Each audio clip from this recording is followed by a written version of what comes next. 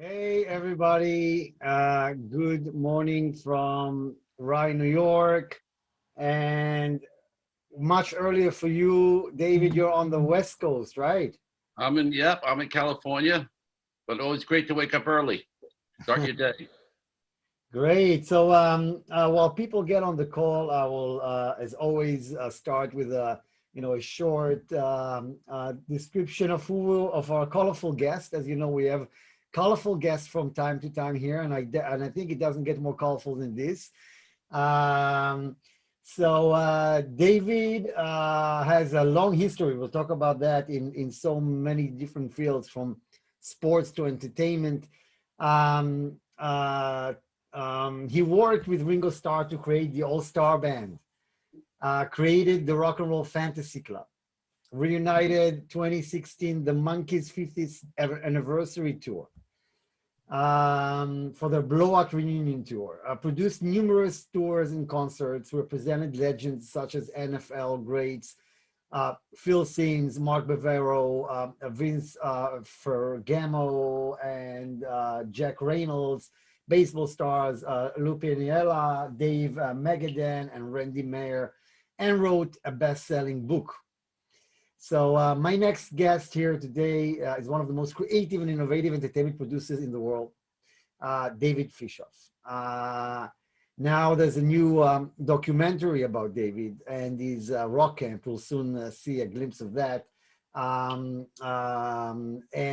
We'll see a trailer that was on the Rolling Stones. After years of working with veteran rockers, David decided it was time to share his experience with rock fans around the world. So in 1997, he debuted the Rock Camp, a place where regular people can reconnect with their passion for music alongside the most famous names in the industry. And he's done so much more, and we'll talk about all of that. Good morning, David. How are you doing? I'm doing great. I'm doing great here in LA. I'm glad I'm safe. Like you said, I got vaccinated, so it's definitely a great feeling to get the vaccination. Yeah, and we'll talk about it soon. I mean, you've been working with some of the biggest rock stars out there. You know, I had a guy here, a parent, maybe he's on the call, of one of the kids in my youngest daughter's school, kindergarten here, and he says, "Hey, you got David Fishof. How did you get him?" I said, "Well, I'm very well connected. How do you know about David and what we're doing?" He said, "Well, I watched it on LinkedIn, and you know who's my uncle? Maybe you know my uncle." And I said, "Okay." He goes, "Your uncle?" And he goes, "Kane Roberts." And I'm like, "Okay." And he says, "Do you know him?" I said, "Listen, of course I know him. I know every solo guitar that this guy played by heart." Really? And that's the connection. And he said, "Listen, I spoke to him when I saw that David is there, and David is connected to." I will tell our guest that Kane Roberts in the 80s was pretty famous. He still is, and he played with Alice Cooper for probably, I don't know, 7 or 6 years, right before he had Poison and all of that. So definitely know who he is, and he was very excited about this. So maybe yeah. So you don't have long hair and tattoos and earrings on you. So are you a hard rock fan, David? I'm not sure.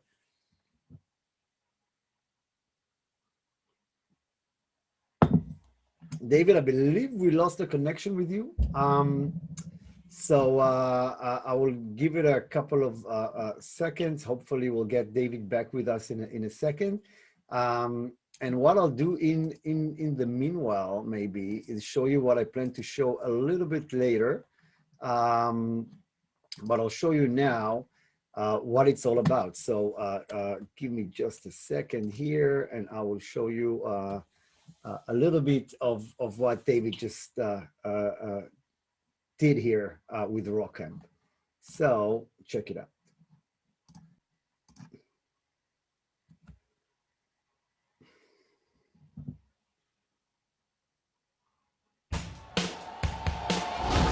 Artists love to give back. They realize their success is based on the fans. And that's how I came up with the idea of Rock and Roll Fantasy Camp. Very easy to forget where you came from. Once Roger started doing it, it opened up the door. Rock and Roll Fantasy Camp became part of pop culture. Just like that. Welcome to Rock and Roll Fantasy Camp. Okay, this person can play, this person can kind of play. You would have a 15-year-old kid playing drums and a dentist on guitar. If this band were a real band, it would be the weirdest band ever, but cool. A lot of really good players come through. One guitar player was shredding like a mother, and I'm thinking, what are you? He goes, I'm a doctor. I'm going, wow. I want every rock star to do what inspires them. I had to experience it.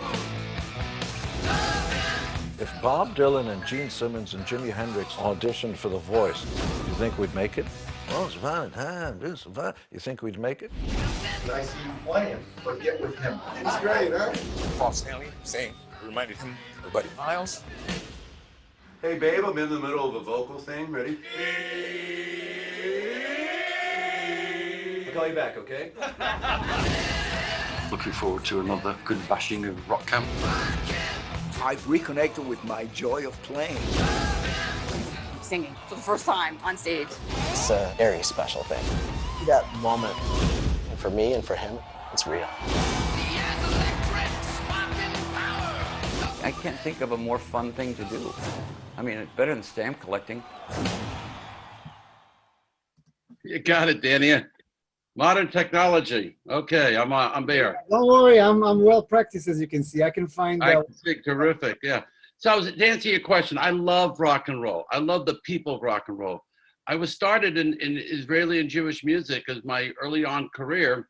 And I found that when I was on the road with all these rock stars, that I would hear the music during the day, the rock and roll, but to relax me at night, I put on my Israeli and Hasidic music, and just to remind me that, you know, I'm a Jew first. And I think that music has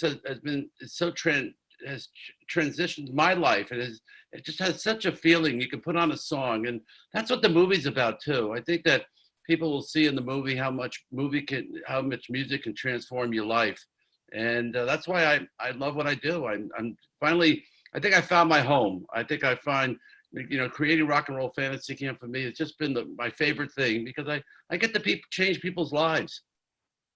amazing. And when you started, I mean, we'll talk about your family and all of that soon. But what I remember when we first got connected, I shared with you that my father is a known guitar player in Israel, and he was playing with Yoram Gaon and all of that. And the second you heard that, you said, wait a minute, I started by bringing all these artists from Israel here to the US. So tell us about that. I'm so excited. You're absolutely right, Dan. I think we connected the minute you told me about your dad. You know, I started my career booking Matti Galati, Ron Ali Ron. He was my first client. And then, you know, Matti Galati and Yafa Yarkoni, and I used to book all these Israeli artists, and it was great. You know, I love.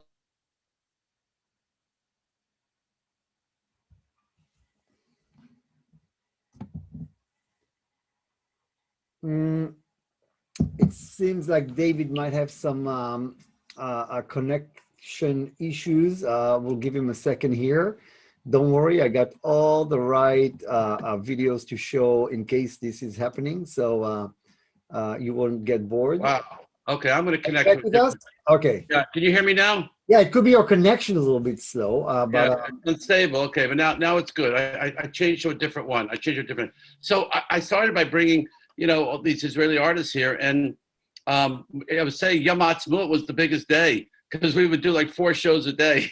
So I even hired a private plane once to take Ron and I around to all the different shows. So we'll soon talk about that. I mean, you work with the biggest names out there, from Alice Cooper to Roger Daltrey to loads of names, and the MONKEES and Ringo Starr. But maybe we'll start by you. I mean, your background. I mean, you. I know your father was a Holocaust survivor. You grew up here. I mean, right. but close by here in New York. Can you tell us about that a little bit? So yeah, my dad was a survivor. He survived the Holocaust, and he survived Buchenwald and Auschwitz. And there's a great book out that they just republished called The Yellow Star, which tells the story about him and his 5 friends and how they survived. You know, I was raised. My father was Orthodox. The synagogue he was the cantor of was conservative, and the people were Reformed. So you know, I learned to to get along with everybody. We grew up in Brockton, Massachusetts, Galveston, Texas, and eventually my father landed up in Hackensack, New Jersey. And I went to the yeshiva, and then I started college for a year, and I met my first baseball player named Elliot Maddox. I was writing for the Jewish Press, and I had come up with this idea to write about Jews and show business and sports. And I did an interview with Ron Bloomberg, who was the first DH for the New York Yankees. And I booked him at an appearance in the Catskills. And he said to me, I can't make it, but my friend over here, Elliot Maddox, can make it. And from there, I started representing Elliot. I was 20 years old. And prior to that, I was booking comedians and singers in the Catskills. That's where I booked a lot of the Israeli artists. And then I decided, I'm going to try sports. And I really put my energy into representing professional athletes. There weren't a lot of agents back then. And they needed help. They really needed, guidance. They were paid a lot of money. They didn't know what to do. They didn't know how to negotiate their contracts. So that's really where I decided to put emphasis of my time in. And before we go there, I mean, and I have a question here for somebody who I know very well, who apparently is a loyal client of yours, but we'll talk about it in a second. But before we go there to your career, to understand where you grew and how it started. I mean, the coming out of the Holocaust maybe was a big deal and very sensitive. I know that when you did Dirty Dancing for a long time, you wouldn't want to have it in Germany, for instance, or you wouldn't have, German products. And I wanted to hear about that. And how did you see, you saw anti-Semitism rise, I believe, in the last several years, of course. So if you can tell us more about that part. Well, later on in my years, you're a Holocaust, your parents are Holocaust survivors, so it was natural that they didn't want. Talking about it, by the way, because some don't. Oh yes, that's a great question. Then my dad talked about it every day. Many of my friends, their parents never brought it up. They didn't want to discuss it in the house. My father brought it up every day, and I saw it. He would talk to me. Well, every day I would come home from school, and there was a half a piece of bread wrapped around a napkin in the kitchen, in the refrigerator. And I'd come home and I'd eat that half a piece of bread. And one day I said, Dad, why is this? You only eat 1.5 pieces of bread every morning for breakfast. Why do you keep this other half piece of bread? And he said, I had to learn to save for my next meal. And when I was in Auschwitz, and so, it affected him every day. And, to this day, it affects us. I think the good thing was that my parents taught me to save, unlike people were, in my era, and, you're making a lot of money and you're spending it. And, and my parents taught me to save because, they never knew. And so you definitely, the effects of being a child of the Holocaust affects you every day of your life, when you see your kids and how you look at things. But I have to tell you that it also motivated me, and it really, if you ask me one thing that I'm so excited about the film is that here I am, a son of a Holocaust survivor, and I was able to work with a Beatle. I'm able to represent Judas Priest. They did my camps. The fact that I was able to move my career, it definitely has to do with being being a sort of a Holocaust survivor. It's my motivation behind me, really. And you experienced anti-Semitism here? Your father did? Well, my father, I remember walking to synagogue with my dad in Brockton, Massachusetts, and some they saw us walking, on the street, and back then we didn't wear a yarmulke. We wore baseball hats, but on the Sabbath we wore a yarmulke. I wore a yarmulke. And somebody yelled out, dirty Jew from a car, or not from a car, these kids were running. I never saw my father run so fast. I never saw him run so fast to catch this kid. And then went to school on Monday and had him suspended. my father was so adamant about that. And, naturally he came to this country to be free. I've experienced it really not, when I was a sports agent, I was negotiating contracts in Pittsburgh, or I would negotiate, and, people always give you sly remarks, but, I was able to always turn around, I have some funny stories. I had a general manager who was negotiating with me, and I called him up. I said, listen, Friday we have to make this deal because I can't talk to you anymore, because otherwise the player is going to be a free agent. And I wanted $1.6 million, and he only wanted to give me $900,000. And so I just said, we're not going to talk about it. And I knew I could call him Saturday night, because I was in LA. I was in New York and he lived in LA. My phone rang all day Saturday, 1 o'clock, 2 o'clock, 3 o'clock, 4 o'clock. And my kids were scared, and Dad, you got to pick up the phone. And I said, no, I know who it is. I pick up the phone after the Sabbath ended at 6 o'clock. And it was the general manager yelling at me, okay, Fischoff, you got the $1.6 million, but don't ever talk to me again. So I have so many stories like that. You asked me about Dirty Dancing. Dirty Dancing was a very successful show for me. I mean, I did the live tour. I came up with the idea. I'm from the Catskills. I started my career in the Catskills, and I saw Dirty Dancing, and actually I saw the movie. I said I could put this on the road, and that was my business model. I started as a sports agent, but then I would put tours on the road. I would get corporate sponsors, and I would sell it to all these promoters all around the world. And so I decided, and I saw the movie Dirty Dancing. I said, this would make a great live tour and get the dancers and the original singers. So I put it up for sale at Radio City Music Hall, and I just put an ad in. I didn't even have the show. I just put a full page ad in the New York Times, because Radio City came to me and said, well, we'll offer you 3 shows. And I said, pay me for 2, but I want a full page ad in the New York Times advertising the show. And they did. And they put the ad in on a New York Times Sunday. And by Wednesday morning, I showed up to Radio City for a press conference, and we sold out all 3 shows.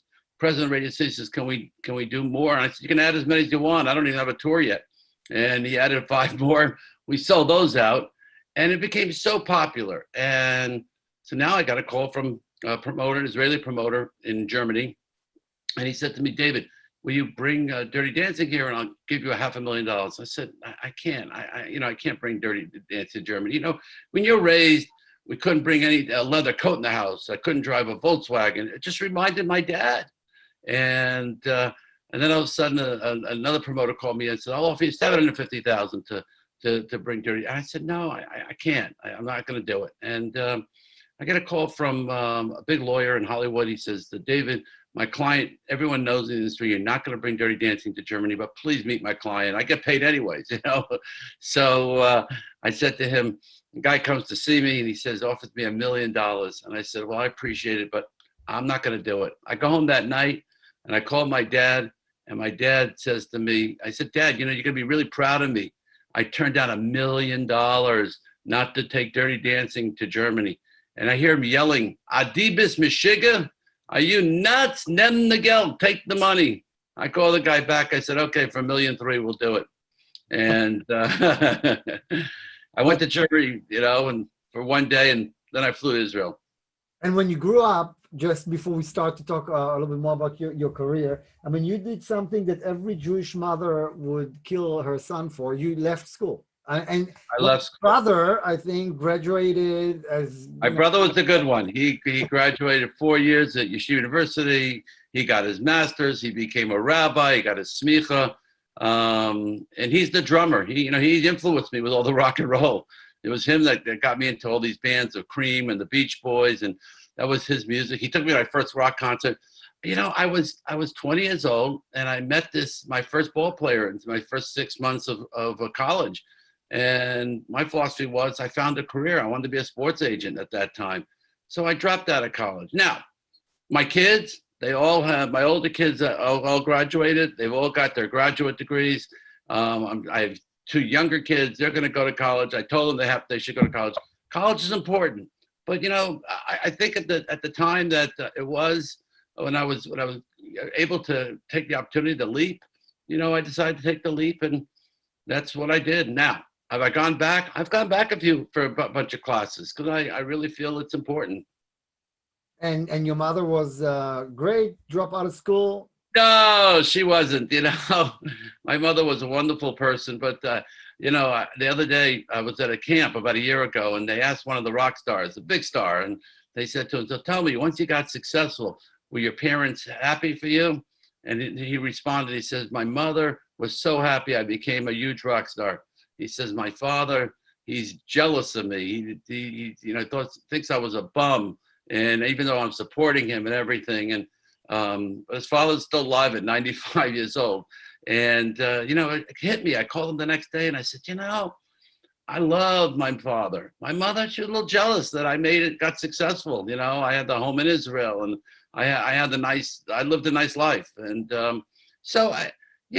parents can become jealous of their kids. We talk about being favorites. I think they can see their kids doing better. But I'm a different philosophy. I have a daughter who's very successful, and she's a nutritionist. She's got 1.4 million and TikToks. Her name's Alana Molstein, and I'm so proud of her. I'm proud of my son-in-law, the rabbi. And, I want to see my kids supersede me, and that's really the goal of good parenting.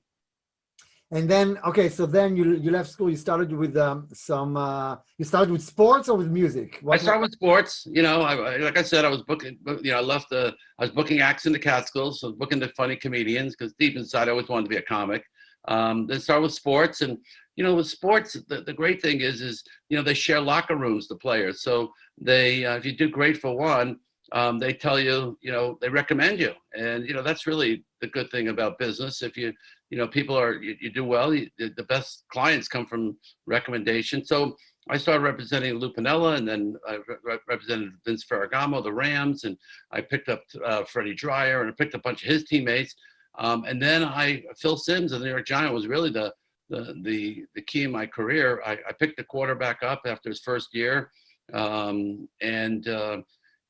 father said to him, find yourself a nice Jewish boy to represent you. They know a lot about money. And Phil is amazing, and he introduced me. They work out together. So, about a year later, 2 years later, I was representing 9 of the New York Giants. I had the whole offensive line. I had some great players, and Phil McConkey and Jim Burt on the,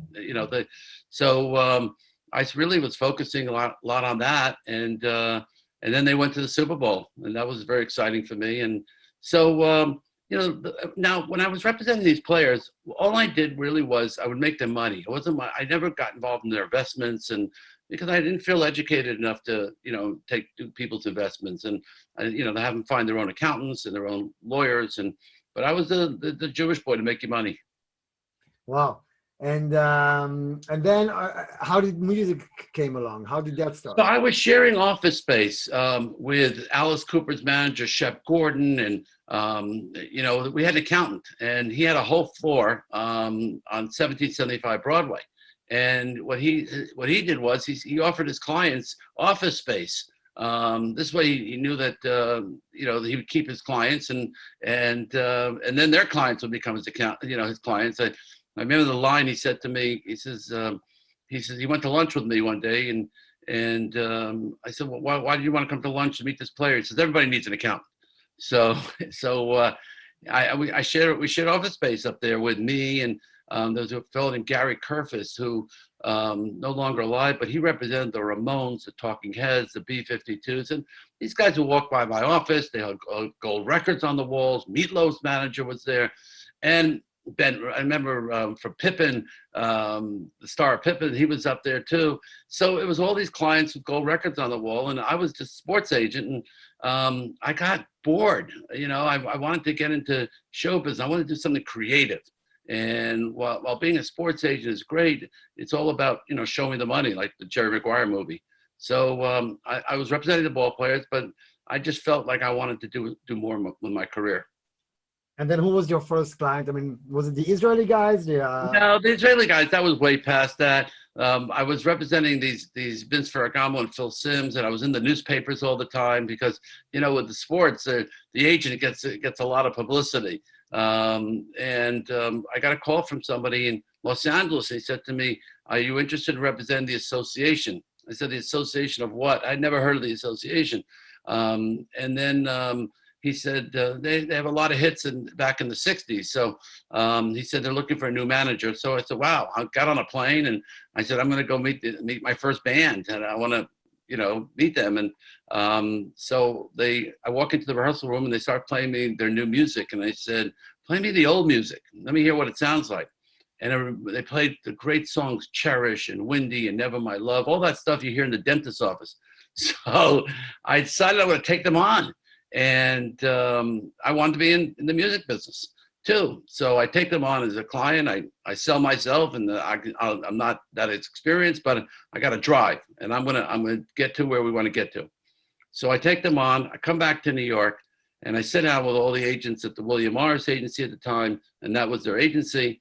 And I go have lunch with every one of the agents, and I said, I'm representing the association. They all looked at me like, what are you, stupid? Why would you want to take on the association? You got 35 of the biggest athletes, and this band, we can hardly sell it for $2,000 a night. Why do you want it?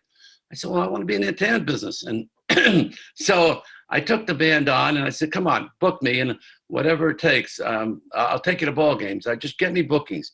Well, all my schmoozing worked out great. And that year, it was 1983, the association got $1 million in bookings.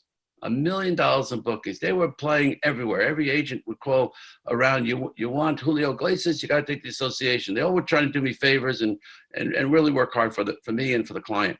Now, Denny, I didn't know anything about touring.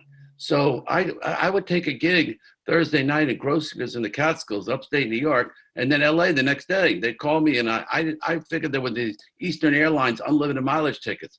I knew nothing about sound checks. I knew nothing about gear. I booked this band everywhere around the world, around the country. They were zigzagging everywhere. And at the end of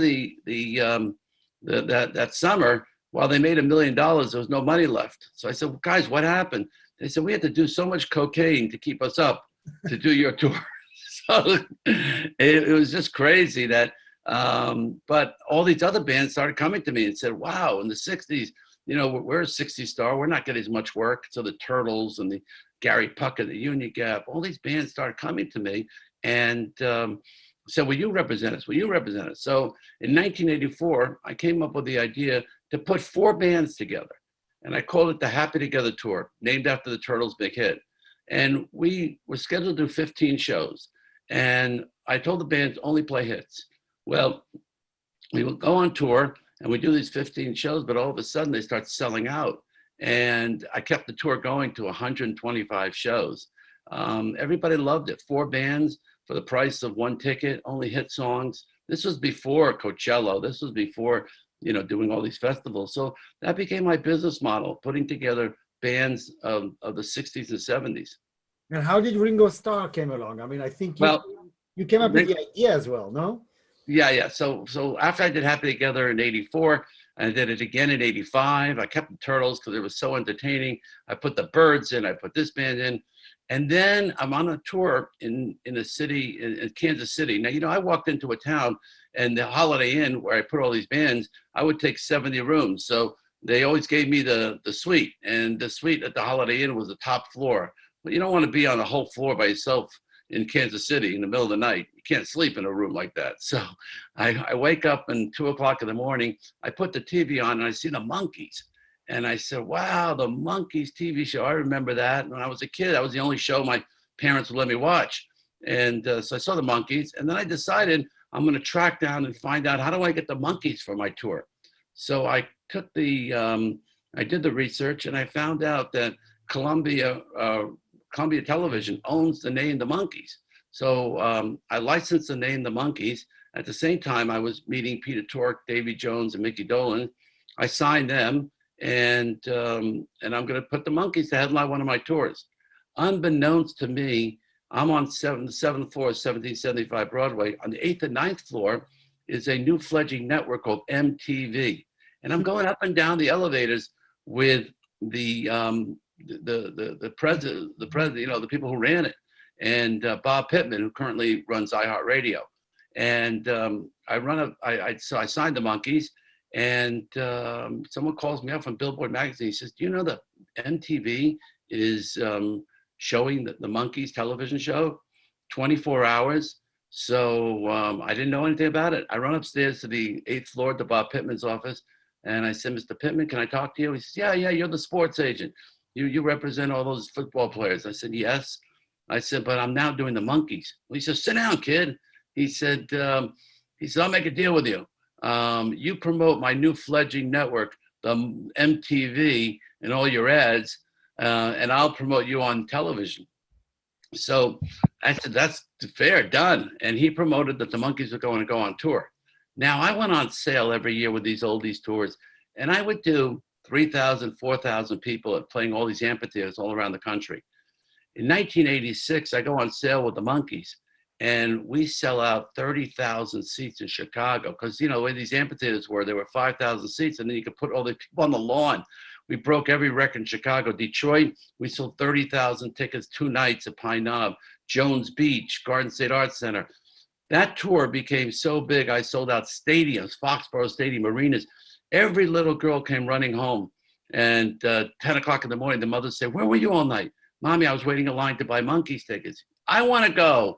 And so the mothers, the girls didn't realize that they were watching a TV show from 20 years ago. 1986, the Lord took great care of me, and the MONKEES were just so huge. And that was the same year the Giants went to the Super Bowl. So that was really a crazy year for me.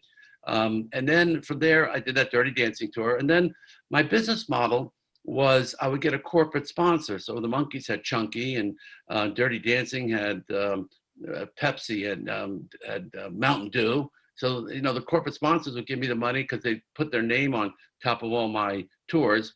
And then the president of Pepsi sits me down after Dirty Dancing, and he says, I want to have lunch with you. And he says, you know, we want to do a tour. Can you create something for us? It's the 25th anniversary of the Pepsi generation. So I said, sure. And I came up with the idea to put a band around Ringo Starr. Because my brother, Joey, he was the drummer. You know, he loved the Beatles. That was his idol. So I always thought, you know, that song, Little Help of My Friends, and Ringo sings it on the Sgt. Pepper's record. Let's put a tour together with him and a bunch of all-stars. So Pepsi gave me the original funding, and I went and I wrote a letter to Ringo, and I said, I have this idea to put you on the road. His lawyer wrote back 6 months later and said to me, come to England, you'll meet him. And, you know, you might have to, you know, I can't tell you what day you're going to meet him. Monday, Tuesday, Wednesday, Thursday, Friday, come in on Sunday, I'll call you. And back then we didn't have cell phones. So I ended up staying in my room reading every Beatle book possible until I got the call Thursday night to come in Friday morning. And I went in and I pitched him the idea.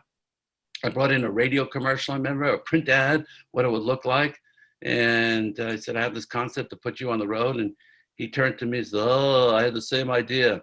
And, you know, we shook hands and put him on the road. And from there was, took me up the next level. Wow, what a story. And now somebody here writes, Steffi, a good friend of ours. So check it out. I've attended 2 rock camps. Wow. I've performed next to Nancy Wilson of Heart and John Anderson of Yes. Priceless. Highly recommend the experience of the camp. You don't have, Alexa, I didn't ask you anything. No, shut up. Sorry. The whole room is connected and suddenly computers start to talk to you. You don't have to be a great musician to go. I sing a little, and I mean a little, and I fit in just fine. Glad to comment on this if David keeps dropping off. David is an amazing person. So warm. I didn't understand that. I didn't talk to you. That's why you didn't understand that. So warm and welcoming. So that brings me very nicely to the camp. How did that start? How did you come with that idea? What? Wow. Well, thank you.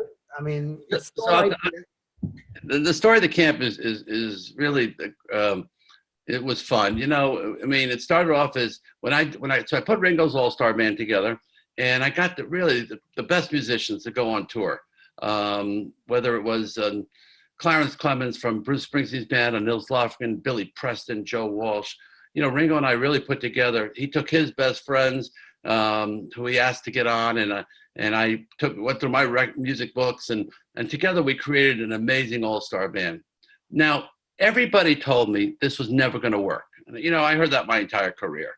Dirty Dancing, you can't take a movie, make it into a live tour. You can't, everything you can't. And so, you know, you always have those naysayers. And everyone said, you know, you can do an all-star concert. You can do Live Aid. You can do a one-night benefit with all these stars. But you're going to take all these stars, you're going to put them on the road, all these egos, and you're going to try to, you know, create a live tour.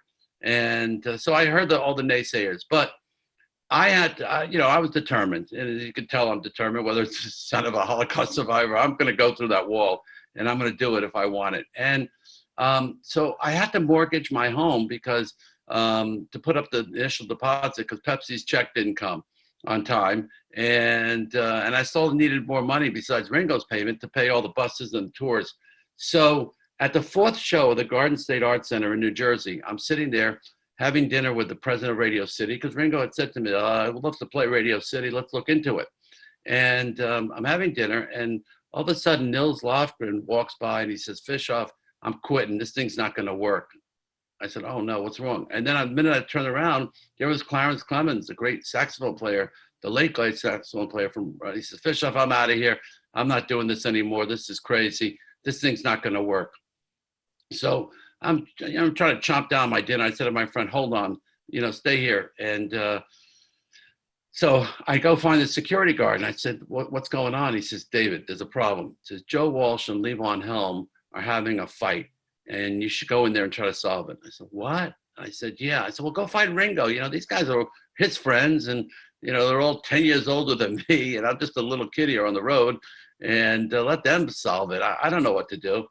And I couldn't find Ringo. He was nowhere to be found. And so they said to me, you better go in that dressing room. And I walk in the dressing room, and there's Levon Helm with a knife and blood on his hands, and Joe Walsh with a cracked bottle and blood. And they're looking at each other, hitting each other and fighting. And I walk in there and I'm screaming, are you guys a bunch of babies? And they both pushed me, and they turned around, they threw blood at me. And then they turned around and said, they stuck out their tongues at me. Denny, I cannot tell you, I saw my house go down the river. I saw my life ending in those 30 seconds. It was crazy. Jim Keltner, the great drummer, was filming it. Dr. John was in the room, and they all, you could see it. And in the film, you'll see they play a joke on me, but that's how I created Rock and Roll Fantasy Camp. I realized that with these rockers on the road together, we're having so much fun. And even though I was the brunt of their joke, they were writing music together. They were interactive. No one else was on the tour. You know, usually you have the other bandmates, the managers, the wives. No one was on this tour except these musicians. So I realized that people were asking me, that's when I got the idea, let me do a rock and roll fantasy camp where people can come and jam with these great rock stars and see what it's like to be on the road and show my life to everybody. So I created the rock camp 25 years ago, came up with the idea to do it in Florida. And I have to tell you, it was a terrible business decision. We only sold 15 spots, but I had 50 people from the media came. 50 people. People Magazine, VH1, you know, you name it, Time, Newsweek. They all thought it was you know, came down to cover it. After the second night I'm doing this camp, I'm giving people seminars, I'm teaching them, I'm showing them. It's a little different than we do now. Excuse me. I walk into the lobby of the hotel, and they're all sitting around. They walk over and they say, Fischoff, come here. And I said, okay. They said, we were going to roast you and make fun of you. I said, this thing is great. We are having so much fun and watching as these people are jamming and learning. And they all wrote amazing articles. I mean, People Magazine, 4 pages. I mean, you can't get that anywhere. Sky Magazine and Delta Airlines. It was just incredible. But I didn't do it. It was a bad, it wasn't a great business decision. And I would still have to do Ringo's tours. So I decided to stop it. And then in the year 2000, I revitalized it again because I was at a convention, a music convention, and they were playing a game. And they said, with all these rock stars, and it's a All-Starr, which is our convention of music promoters where they go to, you know, they hear what's going on in the industry. And they were playing this game, Who Wants to Be a Millionaire, with Tommy Lee, Tommy Shaw, and Sammy Hagar. And one of the questions was, who created Rock and Roll Fantasy Camp? David Bowie, David Byrne, David Fishof. And I said, wow. And Sammy Hagar said, David Fishof. I said, these people remember what I did. So I decided I was going to do it again. And then time went by, and I started doing one a year, and they started being very successful. And then I decided I got married again, and my wife was pregnant, and I just said, you know what? I can't go on the road anymore. It's not going to work. I just, it's not living a life of a rock star and trying to raise a family and being on the road with the rock and roll. It was just hard. So I decided, you know what? Let me bring the people to me, and that's how I decided to go full time into Rock and Roll Fantasy Camp. And the artists were fine with that, playing with amateur fans of Right. them? Eddie, that's a great question. That was the hardest thing. 25 years ago, I called the Ray Manzarek of the Doors, and he like hung up on me. I'm not playing with amateurs, and hung up. And I got that from a lot of people. Well, in the beginning, I was able to call my friends, people I knew from the tours. So like Nils Lofgren, and then I called, what's his name came? It was, from Poison, the great Brett Michaels and George Thorogood. And I started really getting some great musicians. But I think what turned around the business was I went to England to see Roger Daltrey. And I said, if I can get Roger Daltrey to embrace Rock and Roll Fantasy Camp, that would be great. So he says, come over and see me. I go over to see him. We're at dinner. And the whole night I kept saying, Roger, I'd love you to do my camp. And he's turning to me the whole night and saying, you should do a camp, with his British accent. And then I said, finally, after 2 hours, he's not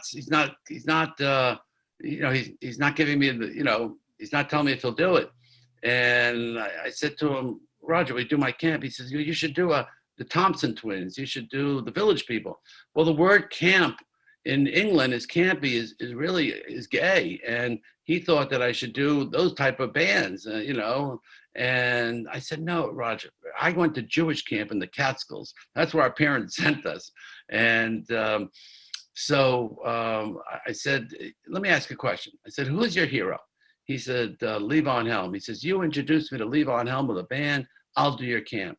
And so I said, okay, I will. I said, and then I said a line to her. I said, Roger, Levon's coming on bad times. He says, whatever you're going to pay me, pay it to him. I want to meet him. So Roger embraced what I was doing. He understood it. And I said, who's your hero? And so I did a camp in New York. He came in, Levon came in. And then Roger, really enjoyed himself watching how hard these people were working. And he said to me, when are they performing next? And I said, well, they're going to be performing Sunday night at the Bottom Line. He said, I'm going to jam with each one of these bands. Wow, that was amazing. And he came to the Bottom Line and he performed with each one of the bands. And I got such amazing publicity, Fortune magazine. So I really owe it all to him. And I say this because, not only is he a mensch, but if you look at today, Roger Daltrey of The Who, he spends 99% of his time raising money for Teenage Cancer America. It's all in teenage cancer. His charity work is the most important thing in his life, and very special human being. Wow, what a great story. Now, I want to ask you about, how COVID affects your life and your sector. We'll soon talk about when shows will be back from how you see that. But obviously, no camps, and I know that's what you're focusing on. That's the live music business. Yeah, COVID was terrible. I mean, for the live business, it's been devastating, and for the drivers, for ticket takers, for it's one thing if you're Bruce Springsteen, but all the people that go on his tour are relying on that paycheck. It's been devastating for our business of all businesses. In June, and they don't have any support from the government or no support from the government. There are associations or anything. There are charities up there. There's some music cares from the Grammys, but everybody's asking. You have to really show hardship, and there are some sweet relief, and so they've sent checks to people for 500, 1,000, but no, there's nothing in our business. But in June, this past June, I decided, at my rock camps, I've always tried to find a way to put my business online. It always got to me to the point where I had these wonderful people coming to me for 4 days to rock camp. They go through the most incredible experience, and then I get to see them next time. I want to keep trying to find a way to connect. So I looked into lessons. I looked into so many different things. And in past June, I decided I'm going to do a masterclass series. And I went to the rock stars and I said, hey, will you reproduce what you do at Rock Camp when you get to talk to the people on Zoom, limited to 25 people per class. Now we've opened it up more. And I've done 150 masterclasses since then. And it's been incredible. Alice Cooper, to Roger Daltrey, to Styx, to Eddie Kramer, the record producer, one of the greatest, he produced so many records and engineered the records, to songwriting with Desmond Child. These classes have been incredible because it's really allowed people to, talk one-on-one with their favorite artists and to learn. And Denny, every night I'm on these classes and I'm watching. I have a young lady named Britt Lightning who hosts them. She's a guitar player in a band called Vixen, and she's been tremendous asking the questions and hosting them. And all these classes, we tell them it's 60 minutes. They've all gone for 2 hours, 2.5 hours. Alice Cooper said, I got nowhere to go. But what's been incredible about these master classes are people are sharing information of their careers. And it's not just like I'm promoting my new record, I'm promoting my movie, my new performance, from the heart. And you could tell that you're getting information from these artists that they've never given before. They're always so used to promoting all their events. And here they're really giving information. And I'll tell you what the bottom line, every one of them has is passion. And I think that what you get is, you get it every night from listening to these people, is the passion and the keeping the spirit alive. And they found ways to record records. These artists. David, you got disconnected. But as I told you, I'm always ready and calm because I have so many videos to show you guys. So until he's here, he's back with us, I'm going to show you the opening of the Rock Camp, the movie, which was my next question to David. So check this out.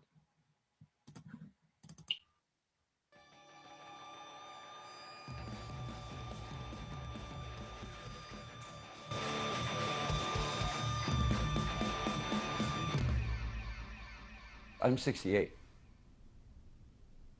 And I feel like I'm 28.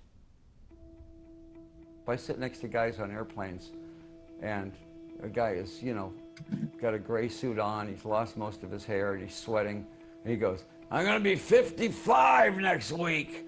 And you look at this guy and go, I'm 20 years older than you, something like that. And you realize that his job, his lifestyle, has nearly killed him. The stress of his lifestyle. What if that guy on the weekends had a rock and roll band? I guarantee you he'd feel 100 times better because there's something to look forward to. It would be something that while he's doing his stressful job, he's going, yeah, but I got to learn the chords to Gloria.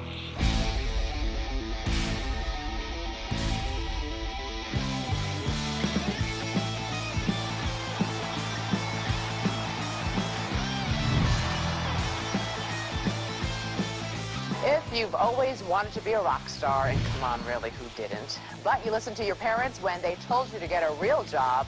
There may still be hope.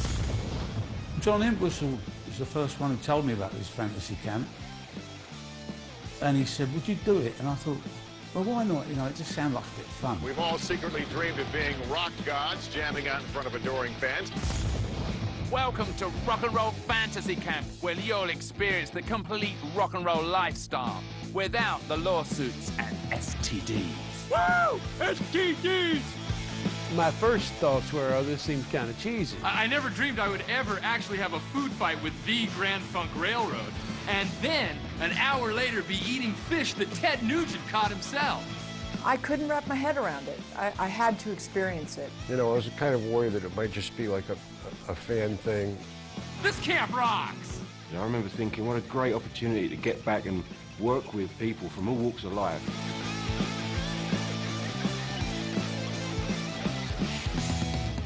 And they're coming here to experience and do something they've never done before in their lives. The hardest I've ever worked in one day of my life. Looking forward to another good bashing of Rock Camp.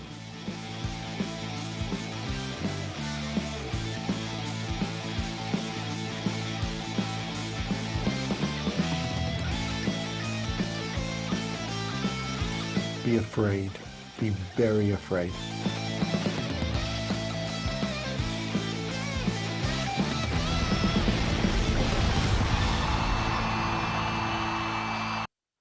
Yep.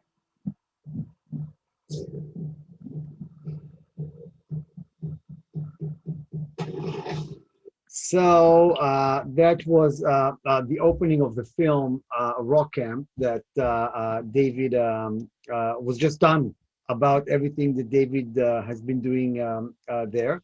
I hope he will join us momentarily. In the meanwhile, I will share with you a little bit of what we got coming next. And I see here we have several questions for David. I'll ask them in a second. So on April 22nd, which is basically next month, we will be holding our family office and high net worth conference at the World Trade Center, at the rooftop of the World Trade Center. We've been doing it in September. It was very safe. Nobody, thank God, got anything. Everybody are safe. It's outdoors, and it's really thanks to our good friends, the Silverstein family. So that is being held on April 22nd, and our keynote speaker, I believe, is one of the greatest names in New York City today, Larry Silverstein. He will be our keynote speaker then. So that is April 22nd in New York City. So if you would like to get more information about that, let us know.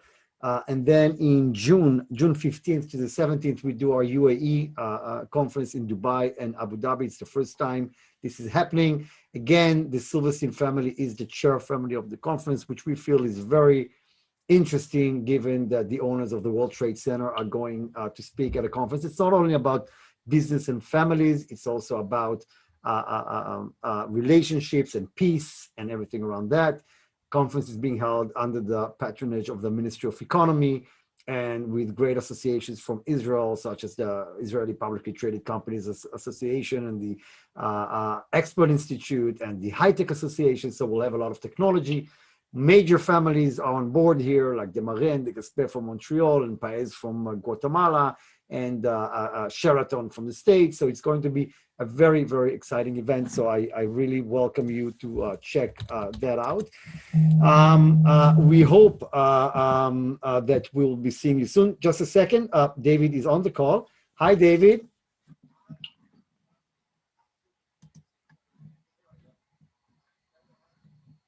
No worries. Here you are back. Listen, I had a chance to show the opening of the film, so we are all good. Wow. So before we talk on the film, yeah. Listen, I should be a TV host. Trust me, I'm very calm. You know, you are very calm. I'm doing the Today Show tomorrow. I don't know what I'm going to do. I'm supposed to do the Today Show live tomorrow morning. So it's good you tested on us. Make sure you are. Yeah, no, I put a special thing in. But wow. Don't worry, I have all the videos that I wanted to show, which was the opening of the film. So before we talk on your regarding your film, and I have a question here also about the music business. When do you see live shows back? Do you see? I mean, some of the people that have been guests on my show, our show on our session, family office sessions, are people you know from Nancy Spielberg that kindly introduced us to. Love Nancy. Our kids. We share, our daughters went to school together for many years. To David Sable, to Wendy Fetterman, a Broadway producer. I should introduce her, by the way. I don't know if you know Wendy. And I know she is. When do you see shows back? I mean, you know, unfortunately, I don't see it happening to 2022. I see first quarter. I mean, I'm hoping October because I'm scheduled to a camp with the Scorpions in Vegas, but I don't see it happening. I don't see it happening. They're going to open Radio City for 100 people, 200 people. I mean, shows need to be, it's one thing you got to stand next to each other for shows. You can't open up Madison Square Garden and do a show with 2,500 people. It just doesn't work. The part of live music is to feel close and get into the music, because really that's what makes the artist move. So, the connection. I think that I don't see it happening until next year, and it's really sad. I don't think that with the pace of vaccination, this in the States, that's way better than Canada, for instance. by Q3, Q4, we'll be able to see something. I think you'll see it outside the United States. I think there'll be more lax. I know, like in Australia, New Zealand, a lot of bands are planning to go there first. I'm hoping Europe will open up. You know, they've sold tickets for the summer festivals in England, so maybe it will open up there. But you know, people are making plans. But I don't know. I honestly don't know, Danny. I really wish I could have an answer. I'm hoping October. My wish is October. Now, yeah. Before we'll talk about your film, there's a question here. Where do you see the music business headed post-COVID, and has the Shep Gordon style gone by the wayside? So, you know, I see a lot of amazing music coming out because, first of all, you know, so many artists, you know, they record their first album, their entire life, they have that first album in their mind. Then they get successful, and then all of a sudden the record label says, okay, you have 6 months to record a second record. And that usually second record bombs because, you know, the first record, you had all those songs in your mind. I think now what's happened is it's given a lot of these artists an opportunity to really sit and write music and really work on their songs. So I think the music coming out in 2022 is going to be just amazing. It's going to be flooded. So I think that is going to change. And also, I also think that COVID will open up a lot more opportunities for people to tour. I think they've been working on their social media. The Shep Gordon, that's a great question because, you know, Shep is like me. We are the old time managers. The old time managers really had, you know, we manage basically by, you know, by instinct, but we've had to come up and learn social media. And Shep is one of the most innovative people because when the music business was slow for him, or I know that it was never really slow for Alice, but he you know, gave up on a couple of his clients. He decided to leave them. He went into representing all the chefs, and Shep Gordon really created. He was innovative to represent every chef in this country, and he decided they need representation. And look at the Food Network. I mean, today the chefs are stars. So you're never gonna, the Shep Gordon style of being creative is never going to leave. You have to be creative if you're going to be a manager. I have a question here, Desiree. If you have a question, you can ask it. But until she's asking her question, I wanted to ask you about the film. How did that happen? So the film happened with a fellow named Jeff Rowe, who was a friend of mine from VH1.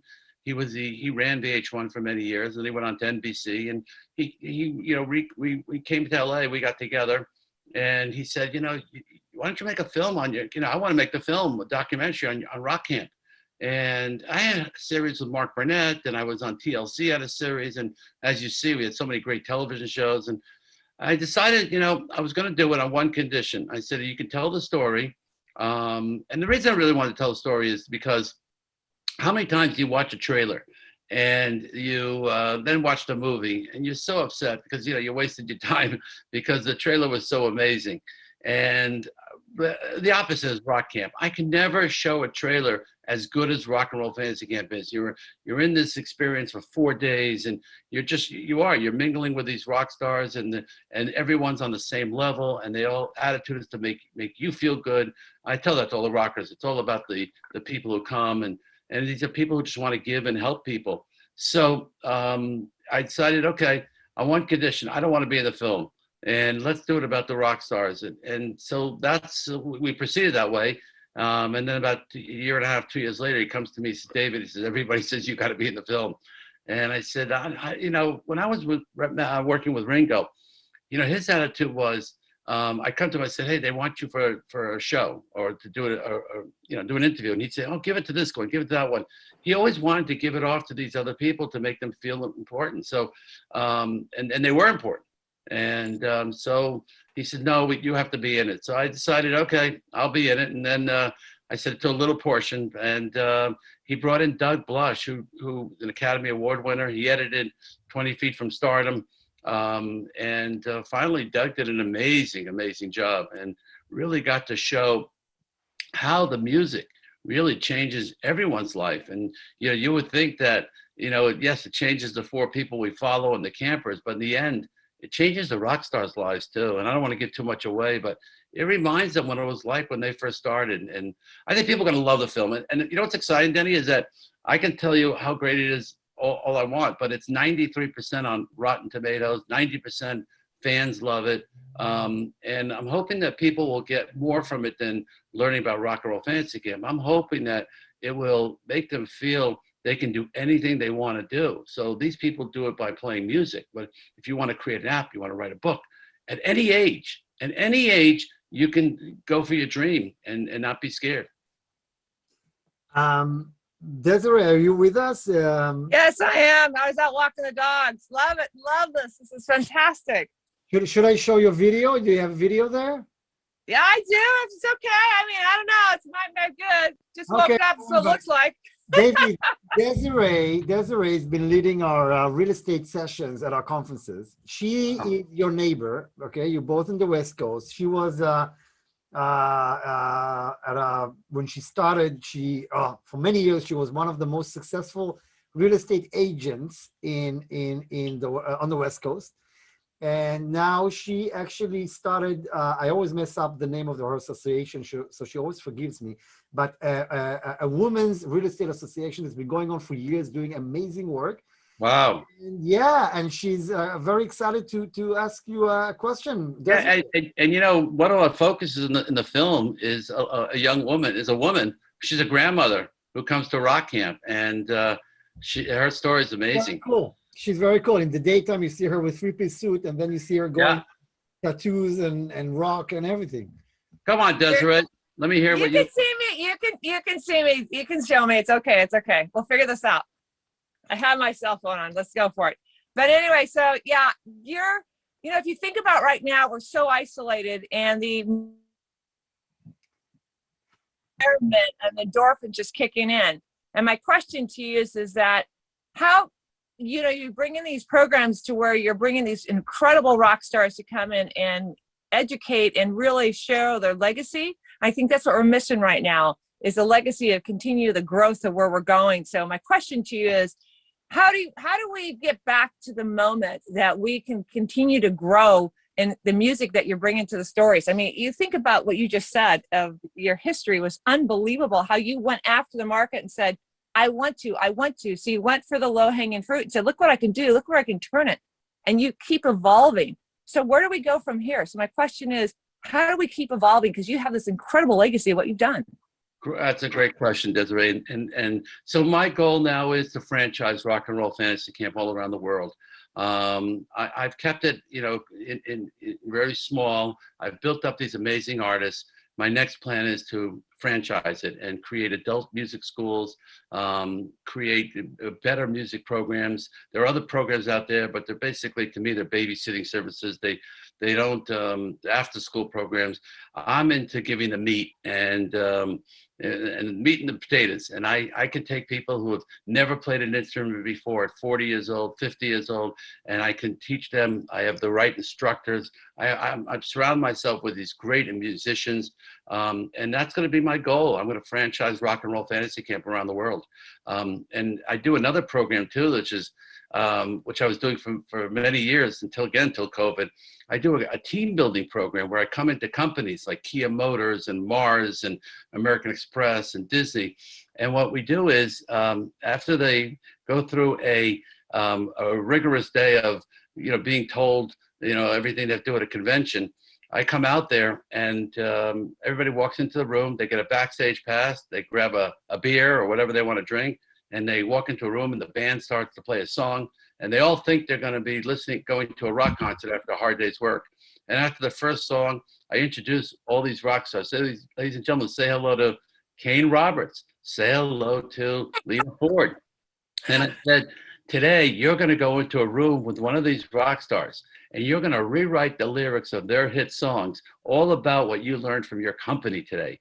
And then you're going to come back here in 90 minutes. You're going to have dinner with the rock stars, and you're going to perform it.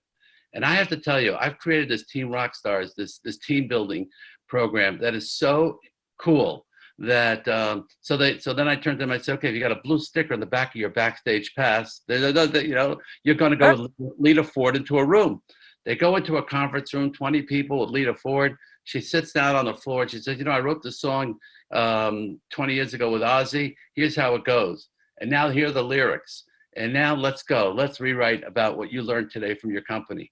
I cannot tell you what people come up with, the most innovative songs, the lyrics that they change. They practice choreography. They get up on the stage, have to perform. And it's been an amazing team building program. And I really, to me, that's one of my dreams, is to bring more of that to corporate America. I want to teach people to music because, you know, if you pick up a guitar, you feel cool. If you play piano, you play drums, and you can learn music at any age. You know, unlike these sports fantasy camps out there, you know, they have these camps. People always say, oh, isn't this like, you know, baseball fantasy camp? No, you can't be a baseball player, but you can always be a musician. You can play a bar mitzvah. You can write a song at any age. You know, so look at Mick Jagger. They're touring at 80 years old. Ringo's 80 years old. Roger Dolce turned 78 this week. You can keep being a musician. Have you tried, by the way, David, to go to all these corporates, especially those that are sure they're cool, like Amazon, like Google? Like... Yeah, I do that. I do. They come to me. I haven't done it, you know, on a full time. But now with my franchising, I'm ready to franchise, and that's what I've been working on the last 3 weeks about really, because everyone's been asking me about it, and so that's really what I want to do, and. The legacy and humanity that you're going to be bringing back to the environment is I think is just incredible, because the idea is that we need to have that energy brought back into society, and you bring in the top, you know, having that ability to bring the lyrics of what's happening now versus then what happened then, you know, just the ability to bring raw music versus then that synthesized or, you know, it's computer generated, whatever. The idea is you see that emotion, how it's been formed. I think it's fantastic. And the honor of doing this from the legacy, what you bring to it, hats off. I think it's what we need in the world. And I got Oslin here. Oslin, if you want to talk, you can, if you have a question. And maybe by the time, I'll see if she gets on the... okay, I mean, unmute. Yeah, we can hear you. How are you? How are you? I'm excellent. I'm so proud of my brother there who created such a something out of nothing, you know? And for him to do what he's done, I think it's amazing. Actually, I come from an island in the Caribbean, and when I was a little... I'm sorry, I muted you by mistake. Oh, thank God it wasn't my internet. No. This time you're good. This time you're By good. the way, Denny, you know, people can write to you. You can give out my information if they want, but you know, yeah. We'll feel free to contact you. We will do that as well, because we are reaching an hour now. So maybe my last question for you, and Osden, I'm sorry, but later on you can get in touch probably with David. And David, we will, first of all, two things about David. One, he doesn't know that yet, but our audience of high net worth families around the world, right? And our communities today, for those of you who know us, are in New York, Miami, Houston, Dallas, Chicago, Vancouver, Montreal, Toronto, London, Tel Aviv, and UAE. By the way, my goal is not to be able to say all of our destinations in one shot. So I'm almost there. I managed to put the UAE in. So I think our community, our families are great prospects to look at the Rock Camp, including myself. There's no way that when this is that I'm not going to be part of that later on down the road. And we will send David, if you'd share with me later how people can learn about your online sessions and how they can join and how they can, you know, buy a ticket and participate. You know, do let me know. And we will share it with the audience. We'll send it to my website is rockcamp.com, but I'll send you everything. You can find everything about the movie there. The movie's only available now in the United States and Canada, but it will be out soon internationally. And maybe my last question for you, you know, your favorite book, your favorite film, your favorite band, right? I mean, I would love to Oh, wow. My favorite book. Oh, wow. I have so many of them. Viktor Frankl's a great author for me. I reread it. I reread my dad's book, The All-Starr, but my favorite is Scott Peck's book. boy, I lost the name, but Scott Peck, the great writer, he woke me up to life. And anything by Scott Peck is great. It was great. Movie, you know, The Jazz Singer. I mean, why? Because I'm a son of a cantor. Then I used to fly down first class to Florida on Eastern Airlines and fly back coach. So I could keep watching the movie. It inspires me because it's my life. And except I don't marry the Shiksa, but that a chorus line, because again, I love the entertainment business, and I, you know, just to see, you know, that Broadway show and that made it into a movie was great. And what was it, the last question? I asked about a book, a film, and and a band. A band? Oh, my band, Yoram Gone. Yoram Gone. You know, I love Mordechai David. I really love the Jewish music because it really grounds me, Danny. You know, you're on the road with these superstars, and afterwards everyone's heading down to the hotel bar and everything like that. And I just go back to my room and put on my music and just remember who I am and where I came from. And, you know, that's why I go to the morning minyan in the morning. And I think I like to go to the synagogue because I get to, you know, meet my friends that aren't in show business. And it grounds you. And, you know, we're in a tough business. We're in a tough business. It's a definitely a tough business, but you know, the surroundings are so different than any other business you could be in, whether you're real estate, technology. Show business is just such a business. And to be doing this now for, you know, I don't know, 45 years that I'm doing this, 46, 47 years, and stay straight and keep on, you know, just keep yourself focused. I mean, that's really been, I think, the best thing that's ever, you know, done for me is keep grounded. You know, people say luck is when preparation meets opportunity. You do a lot of work, you work hard. And then the last thing is passion. You know, if you've seen, I've had a multiple career. When I got bored with professional sports, people look at me, wow, these guys are making $100 million contracts and you're bored. I said, you know, if I don't have the passion, I'm not doing it. And I only do things that I have passion for. And because I always believe if you go with your passion, you'll make the money. And you got to wake up every day. And that's really what keeps me going is my passion. Great, David. So I hope to see David soon at our live events. But I can't wait. I promise you I won't go offline then. Yeah, then we won't have that issue.